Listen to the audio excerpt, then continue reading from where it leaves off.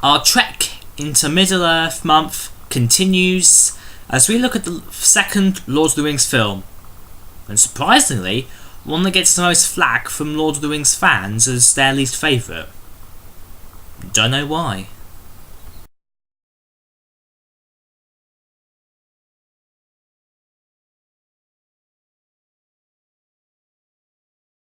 Because personally, I prefer The Two Towers to The Fellowship of the Ring. A lot more action, good acting, and just an overall general better feel than Fellowship of the Ring, which just felt a bit slower in comparison. But I digress. Let's look at the plot, which is split into 3 different stories. The first story sees the 2 remaining Fellowship members, Frodo and Sam, continue their trek to Mordor and Mount Doom.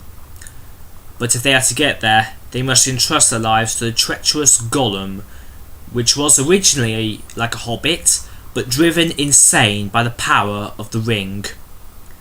Whilst he appears like he's going to trust them and help them, in reality he's going to kill them so he can retrieve my precious, otherwise known as the ring.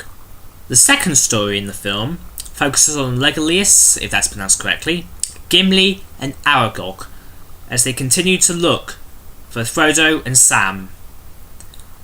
But along the way, they manage to run into Gandalf, reborn, as his mission, after falling against a Balrog, is not over. He's gone from Gandalf the Grey to Gandalf the White.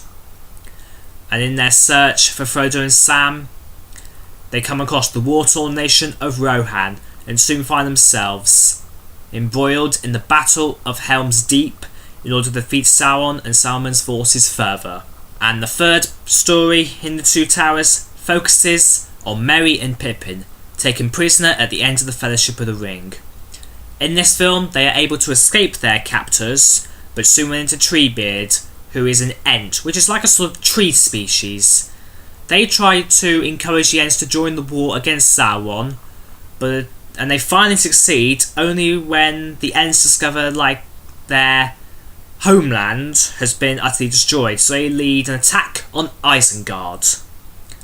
And all these stories link together for the final battle in the Return of the King. You obviously remember my bafflement at Gandalf falling to his death in the last film and the Fellowship not doing anything to help or try and save him. But in this film, it's explained.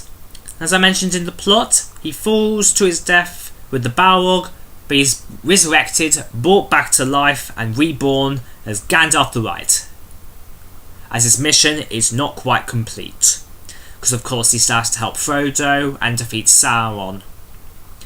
That was a twist I consider perfectly good. Not perfectly good, really good.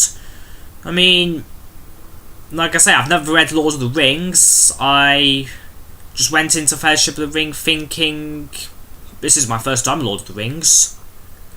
And I say I'm quite impressed with the twists that are provided by J.R.R. Tolkien and Peter Jackson in different aspects, if that makes sense. The action in this film, whilst a bit lacking in Fellowship of the Ring, is right up there with films like The Dark Knight, because the Battle of Helm's Deep is just terrific. Simply terrific. There's one twist there, one twist here, just one twist everywhere, just like how it's just like defending the walls, climbing up the walls, forcing them back, doing everything possible, and the good forces just barely come out to win. Like I said, that's just one battle. It gets even better for Return of the King. And whilst there's much a battle, the attack on Isengard is brilliant. I like how they've managed to get water in there without flooding. I love the whole special effects for it all, especially for the Ents. Just how they just managed to go stomping in slowly towards Saruman. And of course, praise has to lend itself to the set and the special effects again. Because like I say, Peter Jackson has done a brilliant job turning New Zealand into a perfect Middle-earth. Just outstanding, really.